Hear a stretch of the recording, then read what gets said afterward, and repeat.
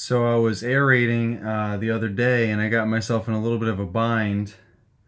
This spark plug right here needed to be changed and replaced. If you can see how black and nasty that is.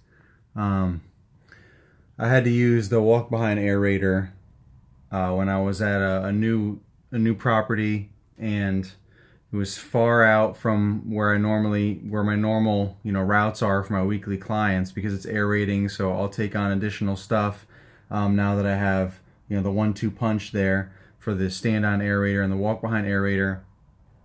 I definitely want to take on additional work outside of my usual area because it's more profitable. It's not that big of a deal, and so on. So I needed to use the walk behind in this particular yard for a couple of tight spots and some severe slopes that I did not want to risk the stand on, because it's nowhere near the stance of the grandstand has a much wider stance versus the stand-on aerator, and the windows are bigger. I mean, sorry, someone just drove by and distracted me. They're creeping on me. Had to watch my back.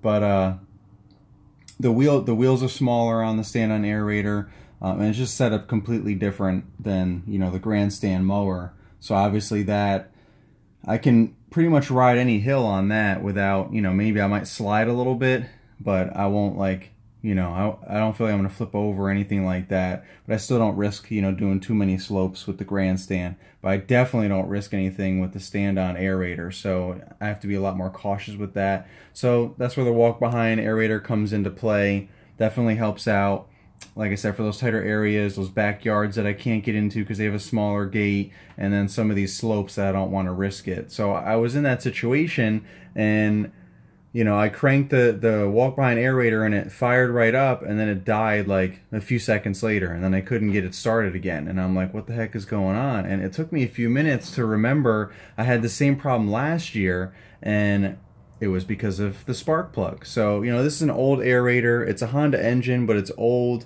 So, I just feel like it's going through these spark plugs a lot quicker than obviously a newer, better maintained piece of equipment. I got this walk behind aerator when it was used already, so it's got a lot of miles on it. So again, that's why it's like a super backup, and I just use it when I really need to, and that's it.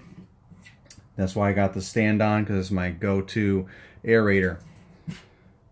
But I didn't, so I was really out of my way, and I didn't want to have to go to the store to get a new spark plug right then and there. I wanted to just finish the job and then, stop at the store when I had a chance, which I still haven't done that yet. But so I just used my Husqvarna push mower to actually have the same exact size spark plug. So I unscrewed it. I used my my Makita drill right there, and it happens to have the right size. I had that in my toolbox, the right size socket there. I have a couple different sizes in my toolboxes that have accumulated over time. So I was able to just take the spark plug out real quick because I didn't have any other tools to do that with. The tool for the spark plugs for the hand tools, like the Echo trimmer, my steel trimmers and all that, that tool would not fit this spark plug, because this is a bigger spark plug than the spark plugs for those.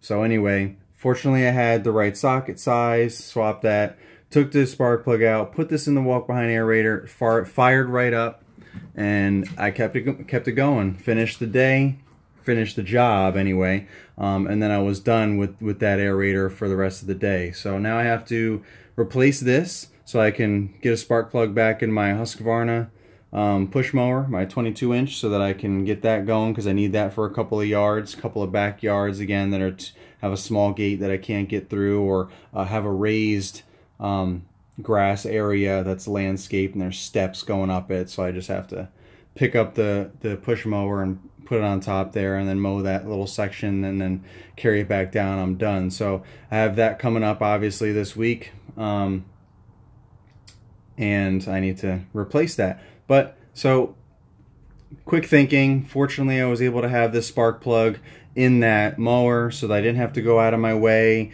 to buy this and then come all the way back to finish that job. I was able to just finish the job and then I can replace this as soon as I get a chance.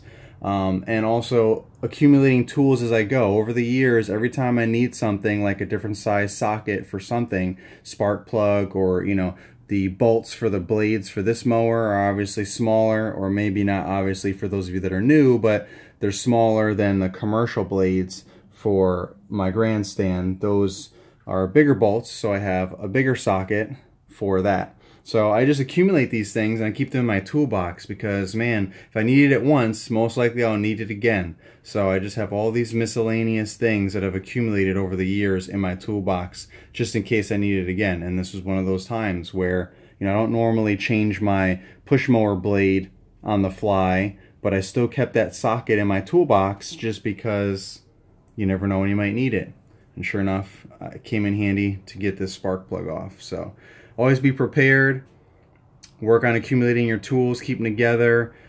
Quick thinking on the fly so you can get the job done. Catch you guys on the next one.